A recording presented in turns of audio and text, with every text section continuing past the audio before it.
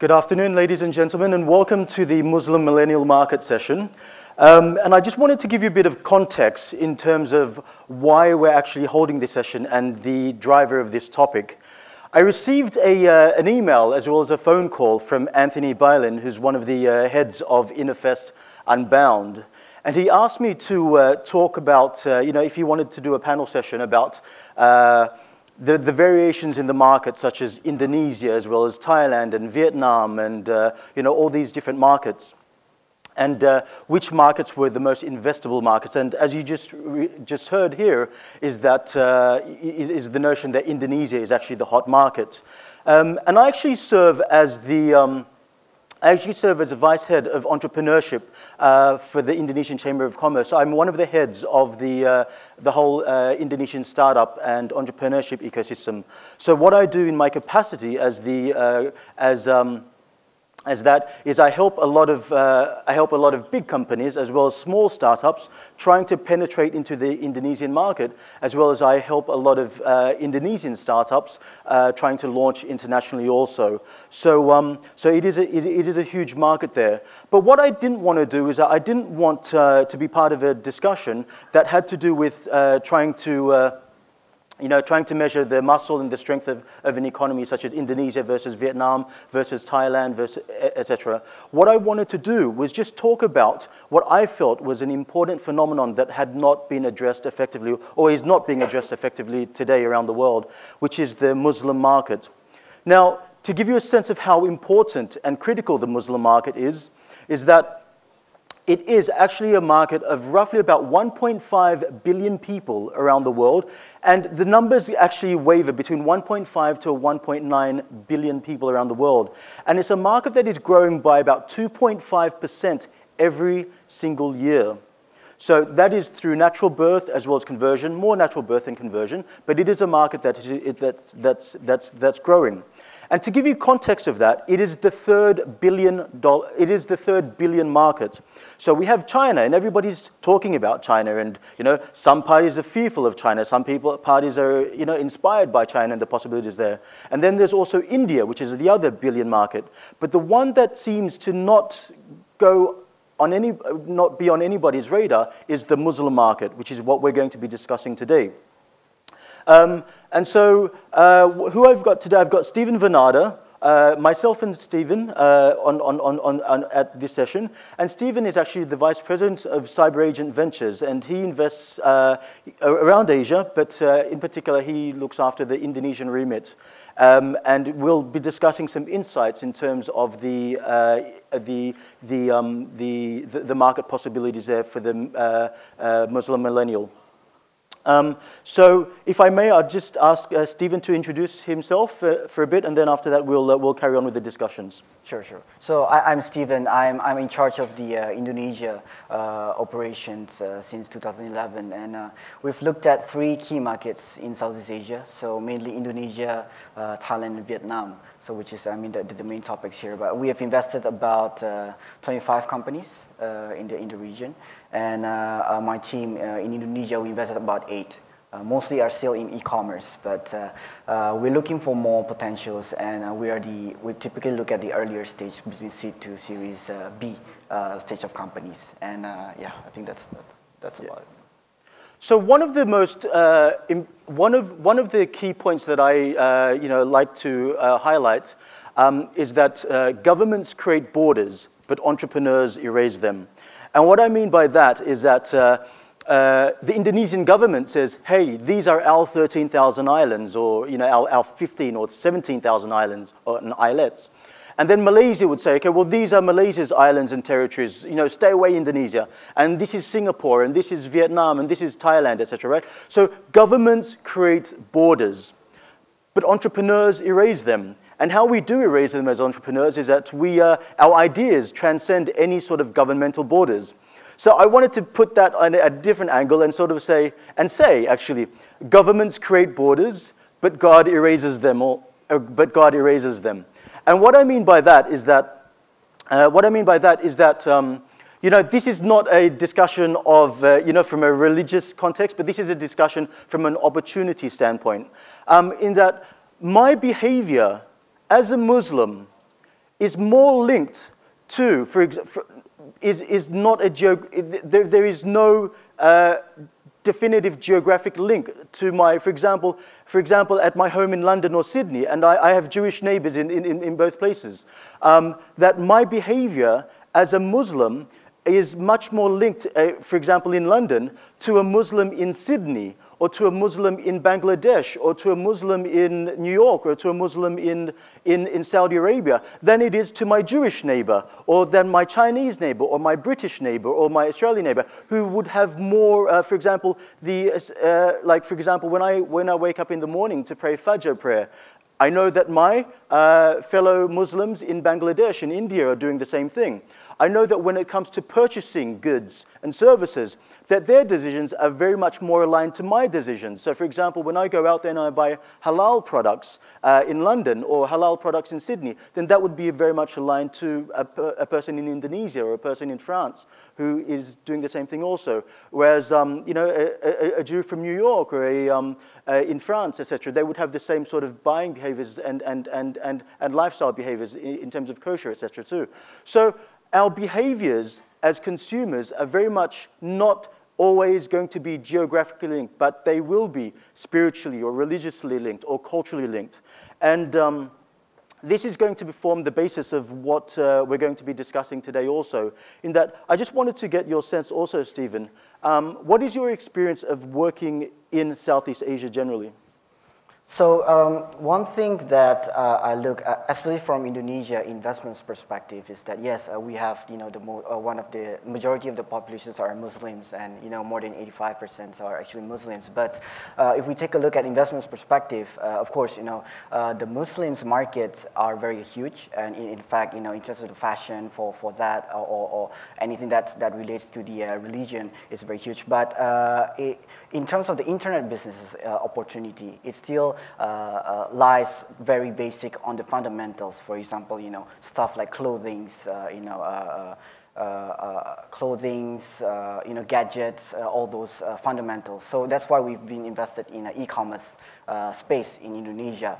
And despite we have a lot of islands, actually the main activities of these internet users are actually based in Jakarta and the greater Jakarta area. And so maybe when you consider Indonesia, maybe you should start from the Jakarta, and then, you know, because most of the sophisticated users and the behavior of the higher literate people are actually from Jakarta. So entering from there is one of the entry point for the entrepreneurs who are looking for Indonesia.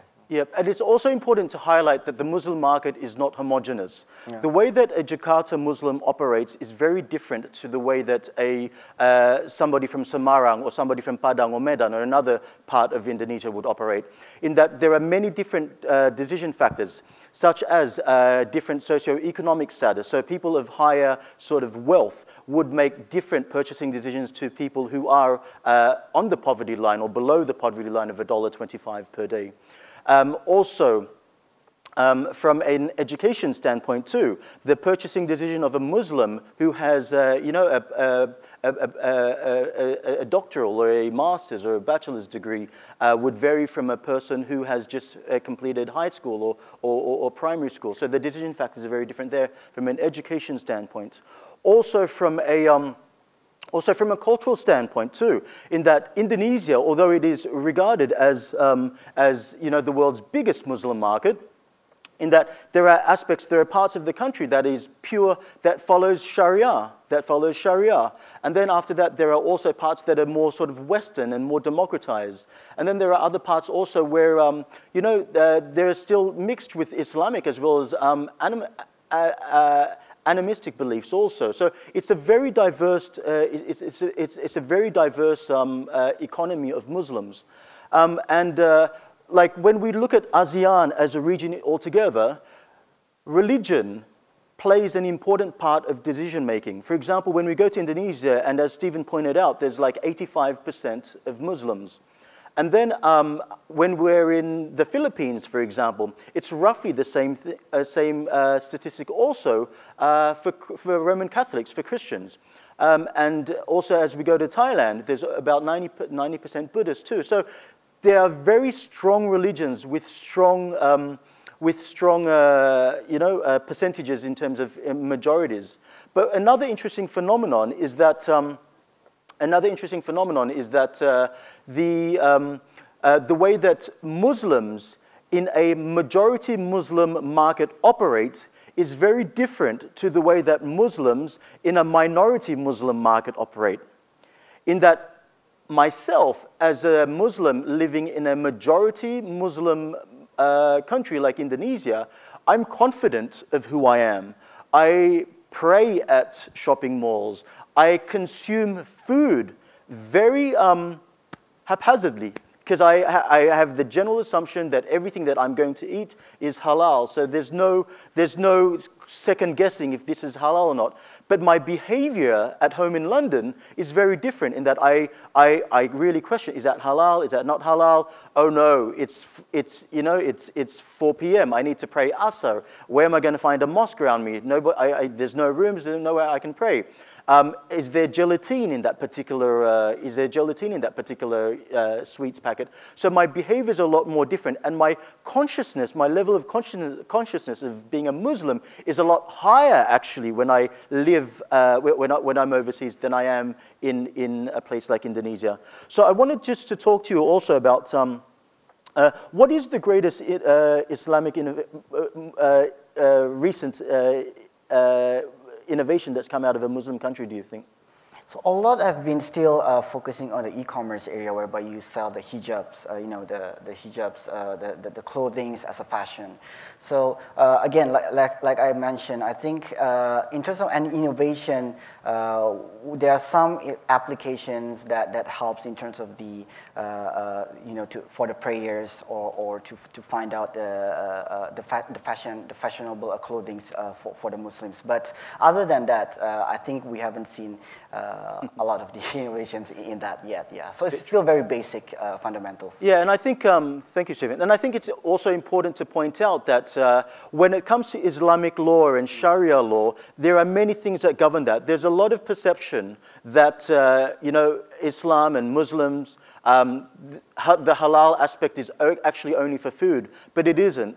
It actually covers many areas such as food and beverage. So we're not allowed to drink alcohol. So that's one particular area. And food needs to be halal, which means that it needs to be slaughtered according to Islamic law, where there is a prayer stated before that animal is actually killed. So that's the food and beverage area.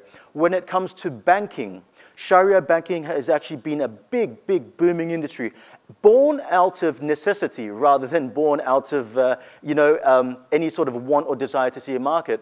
And if I can just talk about Sharia banking for a bit, in Islam, interest is illegal and against our law. Therefore, it is unlawful for a Muslim or any person to be involved in any transaction that involves interest. Therefore, myself, being an American Express card holder, or being a Citibank Visa or a MasterCard card holder, is actually against my religion. So when you put that in context, it really wipes out a lot of, about almost 2 billion people around the world should not be transacting with Citibank, should not be engaged with American Express or HSBC or Lloyds or any other sort of, or RBS or any other sort of bank or NatWest, etc. So we should not be transacting with those particular banks. And so there's now been a renaissance in Islamic, in the whole sort of Islamic culture and in Islamic religion and what it actually means to be a Muslim in the modern world. And so out of that rose the need for Sharia banking. And Sharia banking, a lot of that has to do with profit sharing and with, so for example, everybody puts in, everybody invests and puts money into a bank, and then after that, it is divvied up according to Islamic law. So that's one area. So I've spoken about food and beverage. I've also spoken about Sharia banking. And the next part also about Islamic law too is just clothing and attire. When it comes to gents, we have to have attire that is actually below the knees. So we should not be wearing shorts that are above the knees. And also our clothing and attire needs to actually be above the belly button. So we have companies that have, and then when it comes to women, women should be covered completely from to just below their ankles through to their wrists there, and also their hair should be covered according to Islamic law. Now, there have, you know, as Stephen mentioned also, that there have been a lot of companies that, hundreds, thousands of companies that have sprung up to cater for this, for the clothing industry. And so we have companies such as here today, a company called Sporte from Indonesia that creates Islamic swimwear where you can actually go now, and so men don't have to wear speedos and women don't wear bikinis, but clothing that covers the, you know, what is called the awrat in Islam. And we also have a lot of companies that are creating like hijabs and etc., such as a company called Gerai Hawa, etc. Now, that's one area. And another area is actually of innovation too, is the cosmetics industry. So the cosmetics industry, a company that has really boomed is a company called Wardour Cosmetics, and they have gone global in terms of their products are all halal-based. And for example, when it comes to gelatine and when it comes to a lot of ingredients that are found in food and cosmetics, etc., that they don't have those particular products. So they have halal cosmetics. And there is also a lady actually here by the name of Ibu Lani that has created Lani LH Healthcare and Beauty. So her Lani brand is actually caters to the Muslim market also. So that's even when it comes down to cosmetics. Then also when it comes to education too, there is a lot of, that renaissance where, well, is education currently, you know, are public schools, are primary schools, are high schools, are universities teaching the right values for the kids? And so there's a lot of Muslim schools springing up all around Indonesia and all around the world actually that are more addressed to integrating spirituality within the learning process. So yes, they would study the standard K-12 and do the SATs or do the, you know, the standard GSEs, etc. But they would add a lot of the spiritual elements into there where the kids cannot graduate without being able to read and memorize, read the Quran, etc. So education is an area that's being transformed through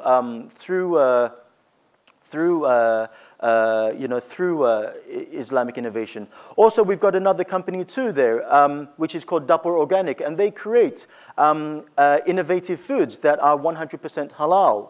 So that's still within the food and beverage area. We have another company here at the front, and the CEO, his name is Ufan, and he's created a company called Kalamotion, which is an apps company.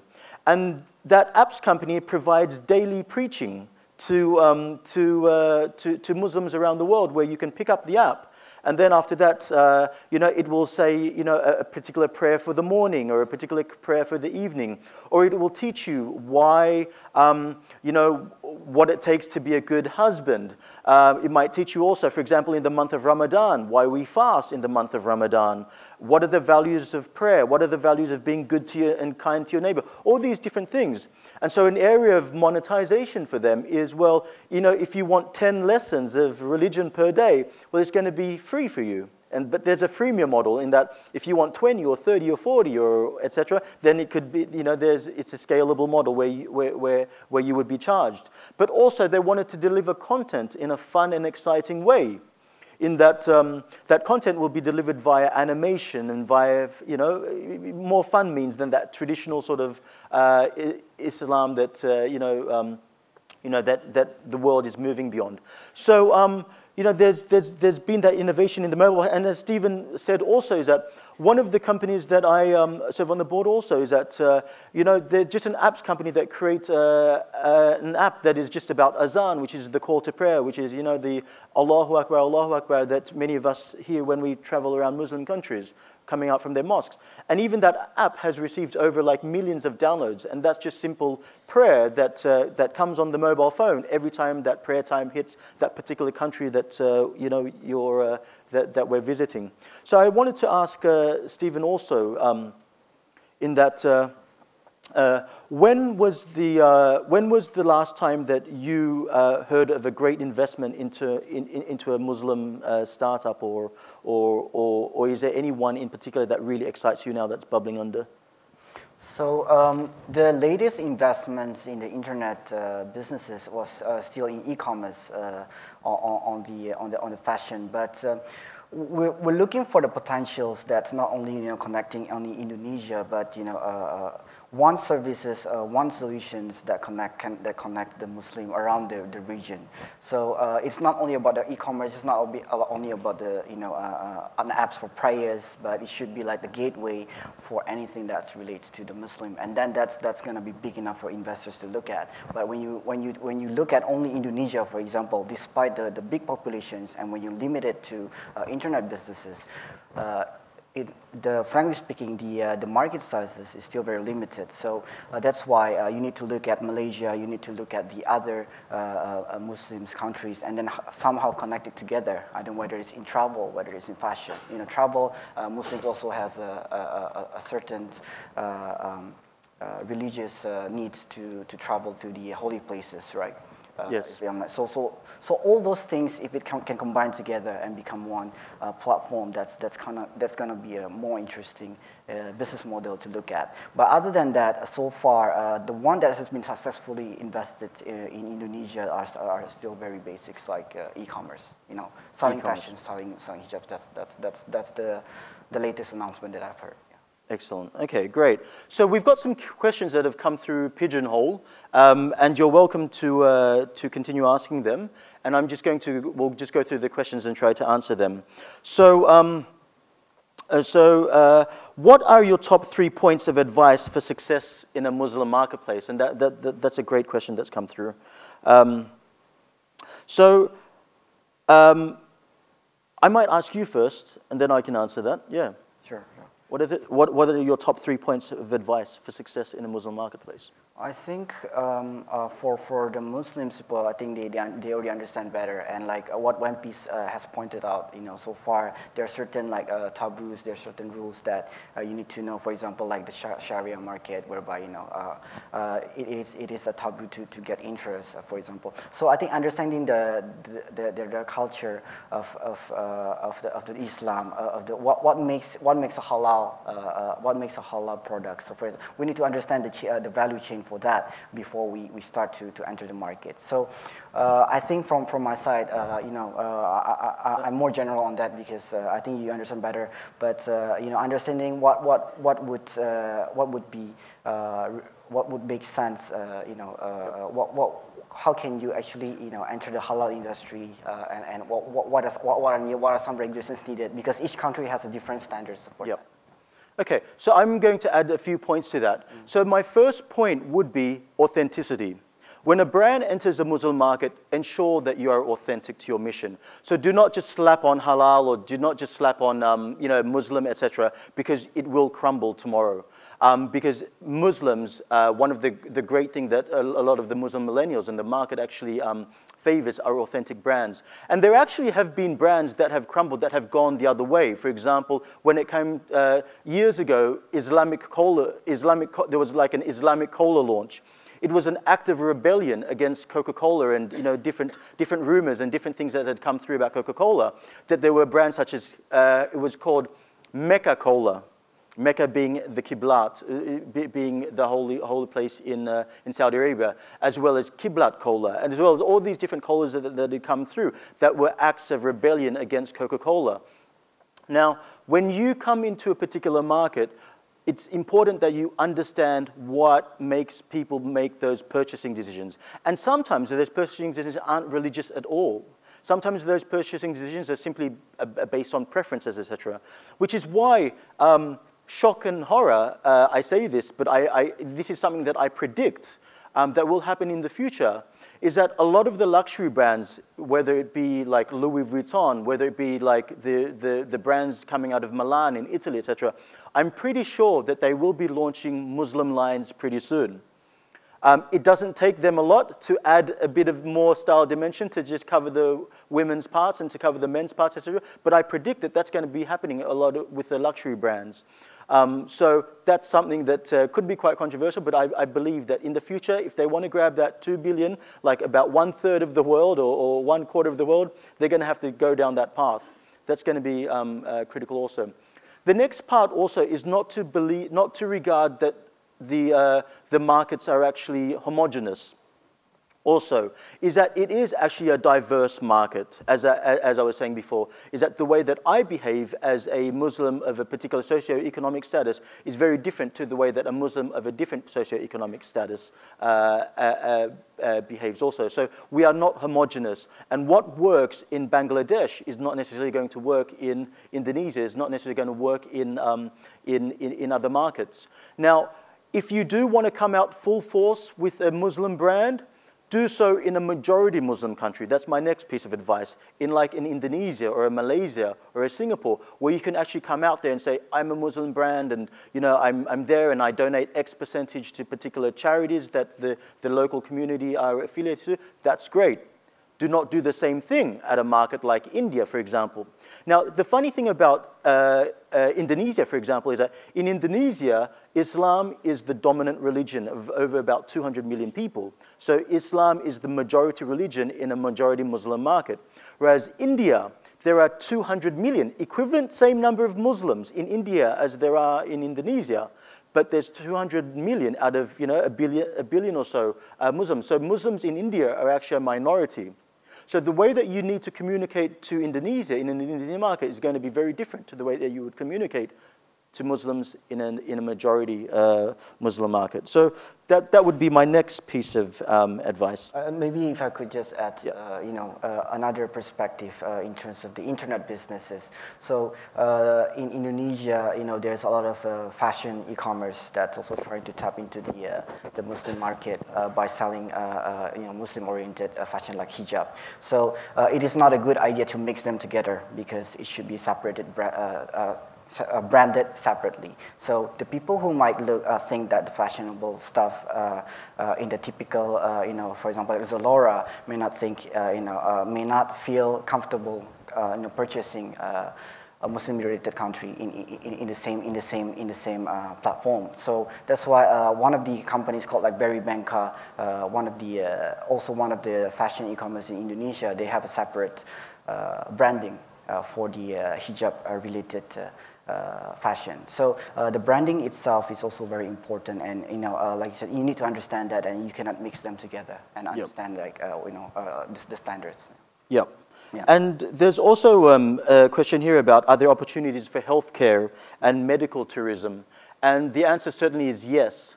So one of the innovations that have come through also is that there's been obviously a growing middle class around Southeast Asia too. And even when it comes to something like basic, like hostels. Now, hostels usually bed about 8 or 10 or sort of 20 even, or sort of people in one particular room. Now, there are hostels that are popping up that are Muslim-based hostels, or .coms that are saying, are you Muslim? Or do you want to be in a room with other Muslims? And the reason why that is they are actually cropping up is because you don't want to be, for example, a Frenchman or a French girl or whatever, coming into an Asian, staying at an Asian hostel and then being woken up at 4 a.m. by azan, ringing on somebody's alarm, telling that particular Muslim to wake up and pray in the morning. You don't want that. So it actually allows Muslims to actually group and to actually, book at particular hostels of the same, if they wanted to stay with other Muslims in rooms with particular other Muslims. And so there's another question also.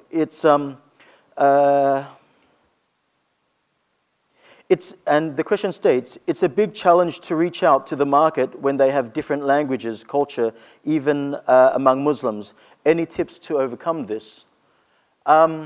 Any tips to overcome that? In fact, I would say it's actually on the contrary for Indonesia. A lot of the English-related services actually works. Facebook works, and a lot of the the generations on my side, we're used to English more than Indonesian. So actually, when you presented me at an Indonesian website, I would feel it is actually a bit awkward. for me.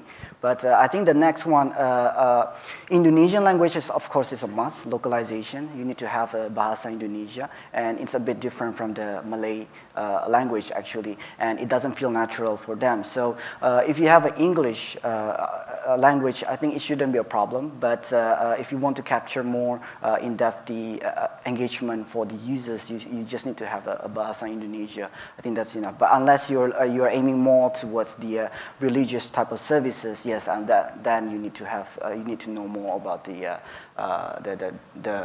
Arabic languages. Okay. Do we have more time?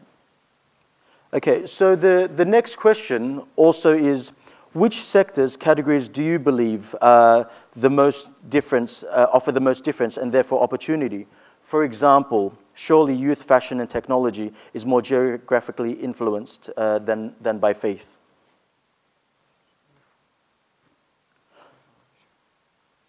So my perspective on this is that, you know, I think food has a lot of opportunities here, because the behaviors of the millennials and the behaviors of people, you know, of this particular generation are very different to the Generation X and Generation Y, where there were a lot of processed foods and a lot of goods that were coming in from overseas that, you know, were obviously, the level of health consciousness is not at its own, at the level today. Whereas you have startups such as Dapur Organic, that are creating food products that are a lot more healthier, that are geared directly to the Muslim market. So it's less about, it's just not about food, but it's about food and subsets of that, such as organic food or those sorts of classifications. So when it comes to clothing, there's going to be subsets of that. And just to give you an example of subset clothing also is that, for example, it's not just about coverage. When it comes to women, and I'm just going to wrap up in a minute. So there are many different subsets and beliefs of this also, is that when it comes to Islamic women's wear, you'll see some Muslim women who wear what is called Sharia clothing, which is clothing that covers the entire body, that shows no sign of the shape. So there's no, you cannot see cleavage, you cannot see any sign of the shape. That's called Sharia clothing. But then after that, you might also see women who actually are completely covered, but they are wearing jeans, and they are wearing like sort of body-hugging sort of figures. Now, there's also debate in the Islamic community, is that, well, you're showing cleavage, or you're showing shape of the women, so is there dignity there? Is it dignified? Is it not? Is it all these different things? So there are actually debates happening within the Islamic community itself. So I'm just going to wrap up, and I just wanted to thank Stephen as being, you know, a guest panelist here and offering insights. But I wanted to thank you all for being you know, a part of this discussion, and it's a huge discussion. It's a huge discussion that starts with the whole sort of Muslim market, global, regional, local, etc. And then after that, when we get into millennials, it becomes a lot more complex. But you know, if you'd like to you know, ask further questions, I'm more than happy to pass my email and Twitter address, etc. And we can continue the dialogue. But I'd like to thank you all for being here today and engaging and wanting to know about the Muslim market. Thank you very much.